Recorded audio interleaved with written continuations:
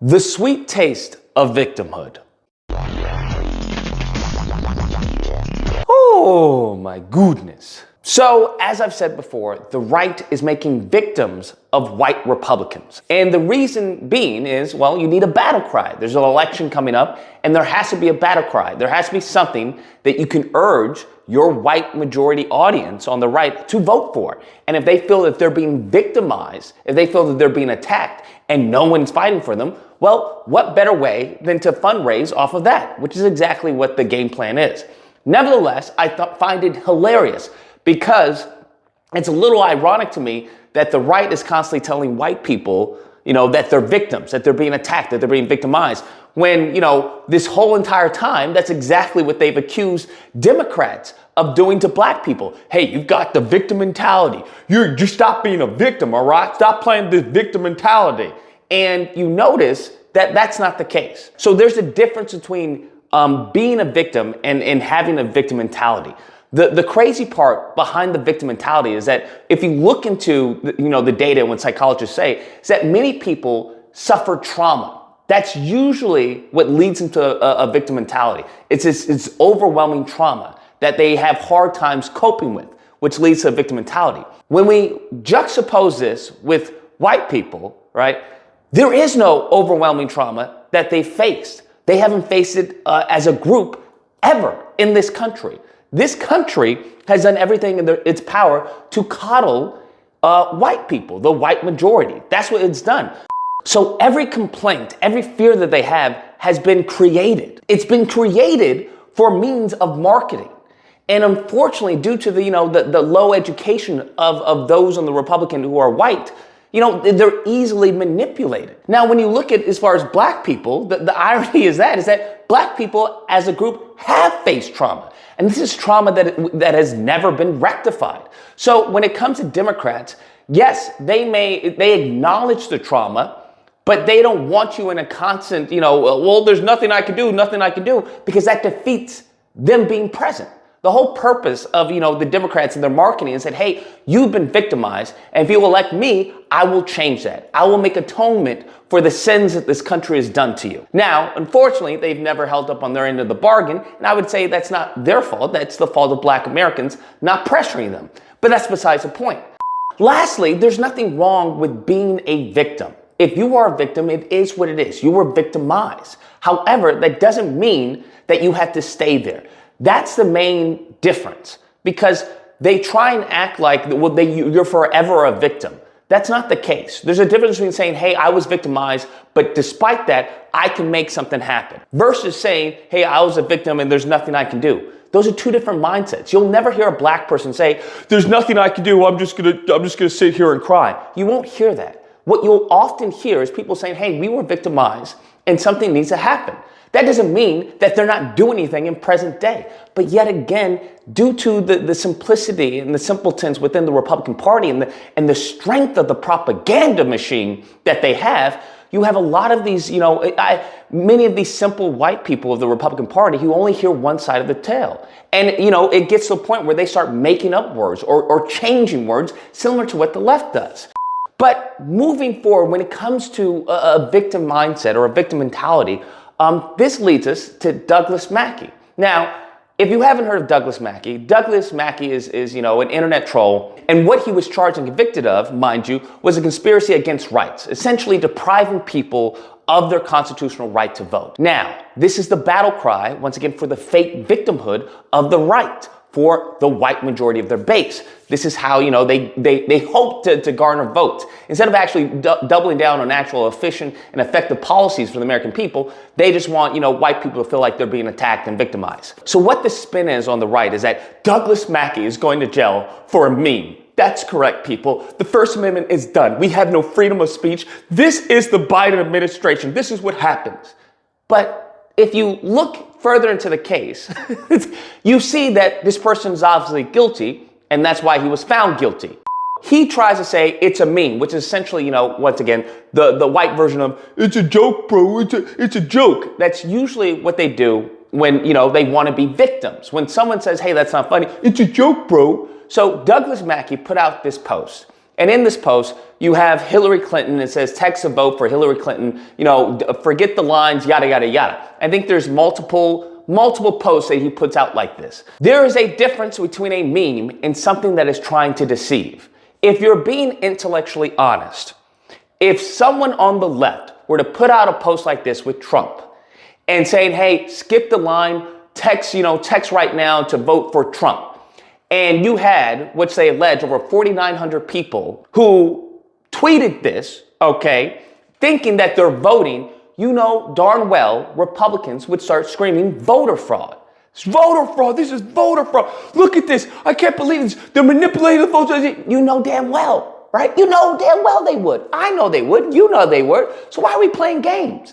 Nothing about this post leads even a reasonable person to believe that this is a meme, that this is just a joke, bro. That's not the case. He put this out here to deceive. He was charged for it.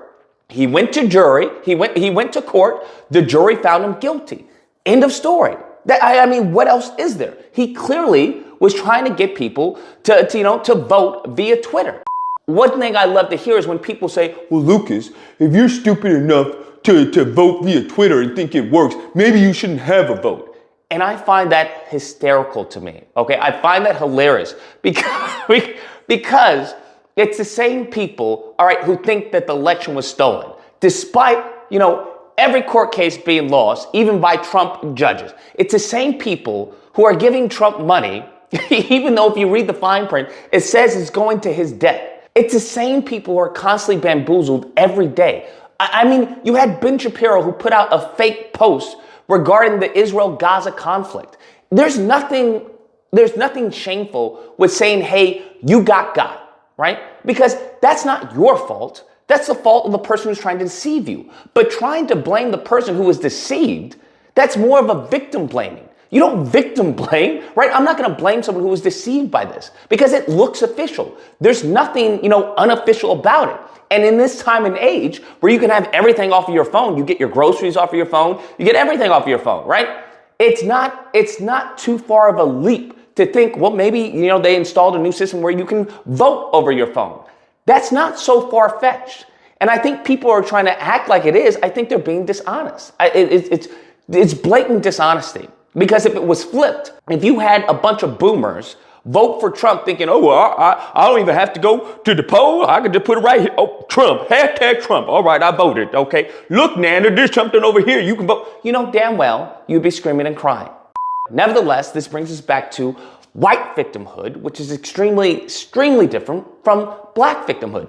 One is real, one is not. For those of you who don't know, okay, for those of you who may not know the answer, white victimhood is not real. The white mentality, white victim mentality that people have been instilled with is based off of lies. It's rooted off of, manipulation and marketing. Whereas black victim mentality, okay, albeit not good, but there's weight behind it. There's a history behind it. Why many people feel like, hey, even if I get here, I'm still gonna have to face something.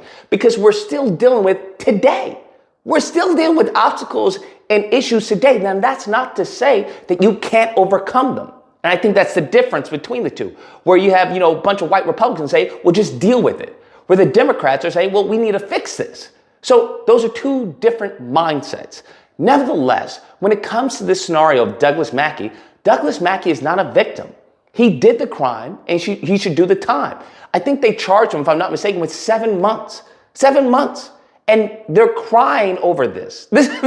These people are crying over Douglas Mackey. I want you to understand, he is guilty. That is the problem with this victim mentality on the right, is that the people are guilty who get law and order.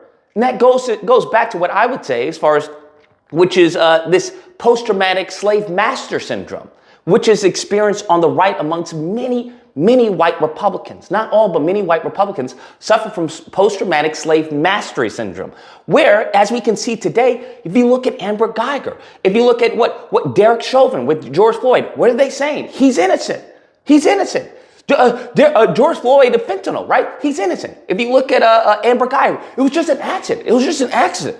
If you look at, what's her name, who got popped during January 6th, I forgot her name. whatever her name was, where they say, oh, that shouldn't have happened. She was innocent. She was innocent. It was just a tourist attraction. So you have to understand where their mindset is. I think many, as far as black people or non-white people, fail to understand that. And I think many white people fail to understand this as well because they've never done a deep dive into why they think the way that they think. So as a group, you have to understand when they mean law and order, they're not talking about themselves, right? If you look at the history of this country, law and order was for who? It wasn't for them, right? They could, as far as hang someone up on a tree and they'd be they'd be fine. Cookies and cream, bruh. They could completely, assault a black person in the street and the police would help them. So when they mean law and order, it was for you. It was for me. That's who it was for. And so when you think, if you look at that through that lens, law and order sounds very, very different. When they say, hey, we need law and order, because they want to go back to the golden years where they could do anything and get away with anything and mum's the word. Unfortunately, what is happening, thank God, is that many other white people who are like, hey, that's not right. We need to change this. And they are causing them to actually face justice. Now, this is a new concept among many of these races. Justice is not a concept that they fully grasp. It's, hey, justice for me, not for you. If something happens bad to me, I want justice. If something happens bad to you, stop being a victim. You shouldn't have been there in the first place. You shouldn't have done that anyway. So you have to look at this contrast, this hypocrisy of this, speaking out of both sides of their mouth. So when it comes to Douglas Mackey, when it comes to Amber Guy, when it comes to Derek Chauvin, when it comes to Ashley Babbitt, that's her name, you have to understand where their mentality stems from. Post-traumatic slave master syndrome. Just with us, post-traumatic slave syndrome.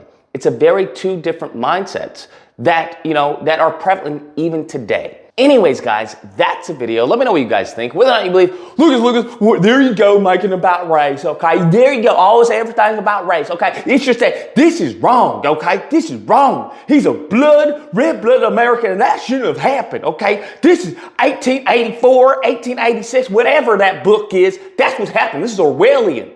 Or if you can't believe, no, this isn't Orwellian. He did the crime and he got caught. And he went to jury, went through the legal system that you guys love, right? You guys love and uphold law and order, justice, police, and he was found guilty. Now, the crazy part is he's only getting 7 months. All right, he's getting 7 months. So just do the time. Stop complaining. Stop being a victim. You're not a victim. And just do the time. You got caught. It is what it is. Nevertheless, if you happen to disagree, you're more than welcome to call in during disagreement days, which are typically held Friday through Sunday. There'll be a number on screen. You call in, we duke it out. Either or, hope you guys enjoyed the video. If you did, please feel free to like, share, comment, subscribe, all that fun stuff. Till next time, guys, be amazing. It's voter fraud. This is voter fraud.